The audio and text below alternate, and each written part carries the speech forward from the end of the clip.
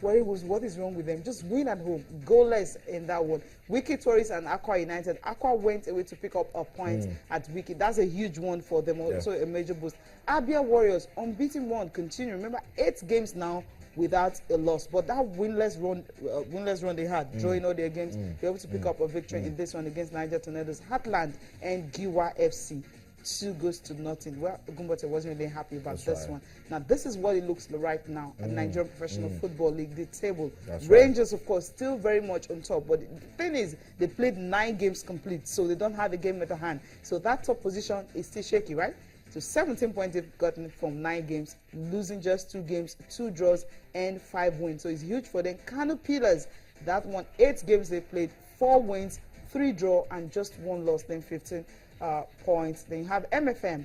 Also, they played 9 games also. But after that 9 games, for them, they've won 4, 3 draws, and 2 losses. Not bad. Not bad at all. Then Abia Warriors, that's the game. That's the team I'm looking at right now. I think I love their position. Their position is actually reflecting the fact that they haven't lost, but they have a game in hand. So that's more like an advantage for them, just like they have in Kano Pillars. They haven't lost a game for themselves, but they've had 5 draws, so more draws than any other team this season. But they are on a winning streak, so it's huge for them on 14 points. Of course, Ifeanyiba, Rivers United follows Aqua United, Wiki Tourists, Heartland, Giwa FC. Now, Giwa FC, that loss actually take them to 11th position right now on the table. They still have a game in hand. And Plateau United, well, not a good one. Nasarawa United, okay, after 5 games where they won just 1 game, and that 1 game they won was actually against Ikorodu United midweek game. And Ikorodu, where that's the position they have, just 1 win this season and losing 6 games. So this is not good. 6 games they've lost and just on 5 points. Ikorodu United, what's going to happen to them this season? Well, Chinasia, we were here the other day. Maybe, I don't know, I mentioned self-belief, but Coach Sam Opodu, he was straightforward at the press conference. He said, look, this is a young and inexperienced team. Yeah, we know that, but at the end of the day, that will not fly if you do not pick up. Just hold on, look at this goal. Okay, It was a cracker of a goal from Rivers United. Their second goal, everything happened so quick. The coach actually said they considered cheap goals. Goalkeeper Aziz Adamu, that goal was a cracker anytime, any day. It was a cracker of a goal for Rivers United. And then when we thought that Ikorodu can actually fight back, yes, when you have a chance like this, you're losing 2-1, you should convert this. You should convert this. What was he trying to do there? Well, Messi? running up the defender properly, but finishing was poor. And I think that's where Ikorodu United needs to also work. At the end of the day, this Ikorodu United team, as bad as we think they are, there's a positive to pick out from this team. You know, the last week and the last match day before this one, where they took on Giwa at home and they lost, you could see that Giwa scored first and they came back into the game, you know, before Giwa got that back-breaking second goal. And the same thing with this one. They show you that they can actually score goals. They can actually fight back to get into the game.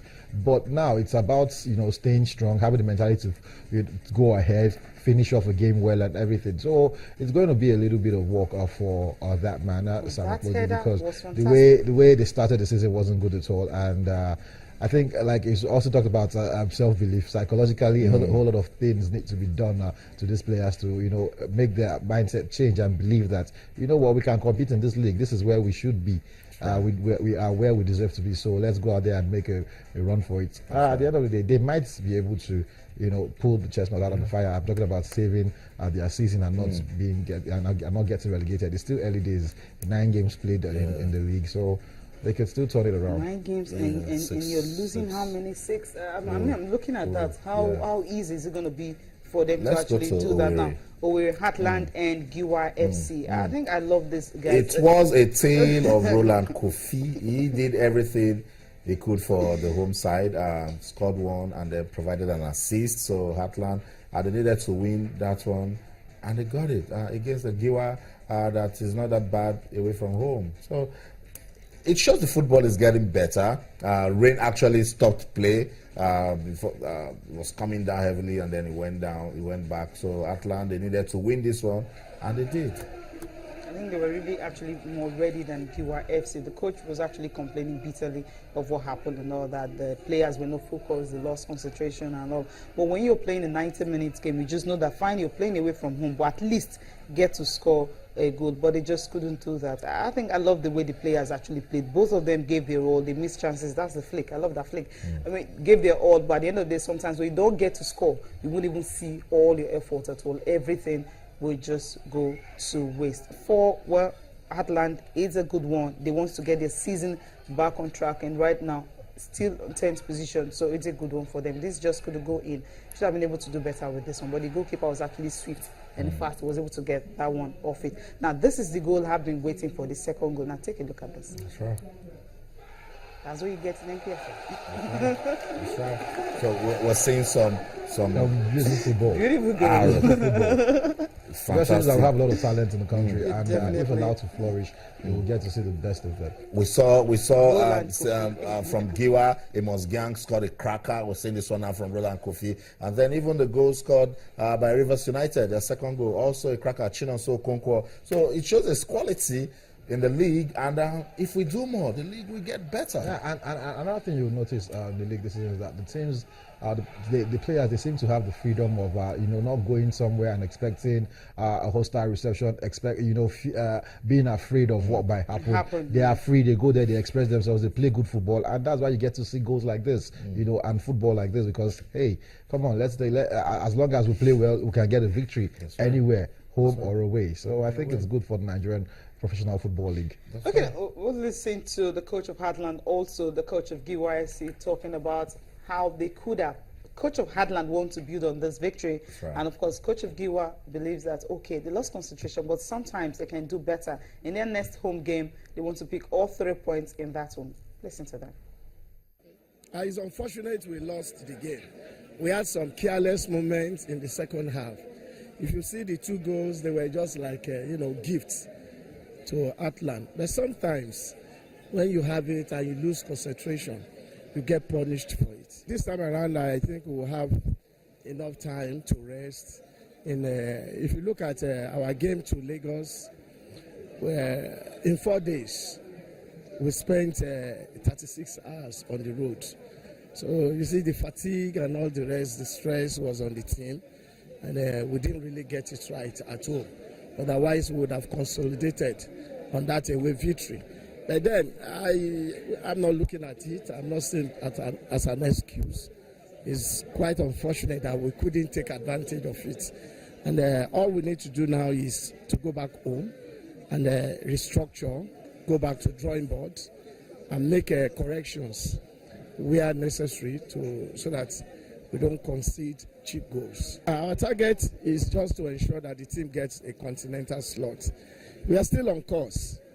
We have just played 8 games today. Some teams had played 9. We have one, outstanding game. All we need to do is just to get at a way, win, come home and consolidate. Then we'll be in the top 3 or 4. We are not happy because we needed to win the match, but in God we trust. We lost the match, and we pray and hope that next time it should be our day.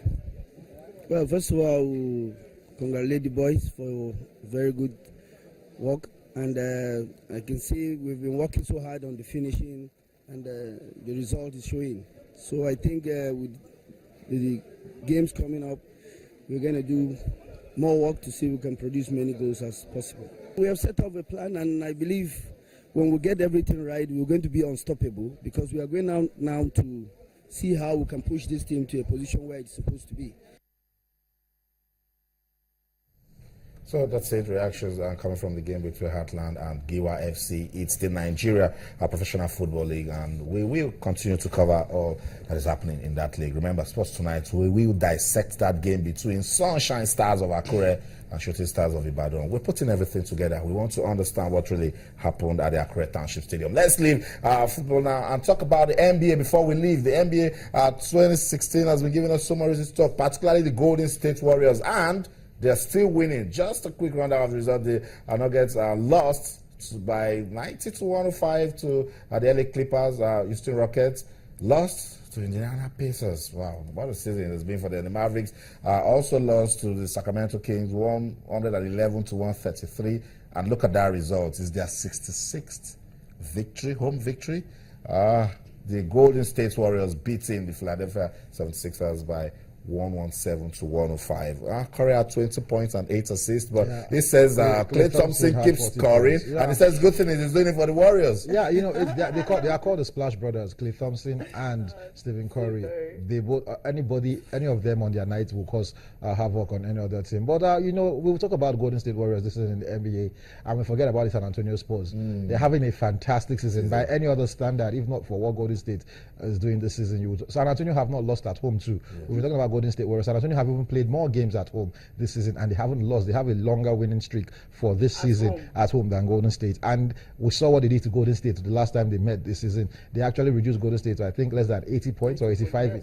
At the first time in a long while that Golden State have not been able to score lots of points, because the San Antonio team are fantastic defensively. They have Greg Popovich as their coach. He knows how to play defensive basketball. It will be an interesting Western Conference final, hopefully, if San Antonio gets to play Golden State in the Western Conference final. You're already looking at it. All right. Thank you so much, Chinasebo, for coming around. Always a pleasure.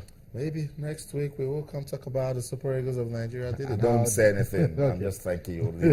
Thank you. You have A, B, and C. I have option A, B, C. The same. Win, win, win. Okay. Get 3 points. Get 3 points. Get 3 points. Come back home. That's what is important. Well, thank you so much for being part of the program. I'm Cecilia. I'm all there. Always a delight to have you join us to talk sports. But whenever we leave the studio, hey, don't stop talking sports. Go to our Twitter handle, channels_sports. Keep talking to us on Facebook or Channels IF Sports. That's the show. I'm Austin Okonakwan. And everything you do, remember, let's keep talking sports. Bye for now.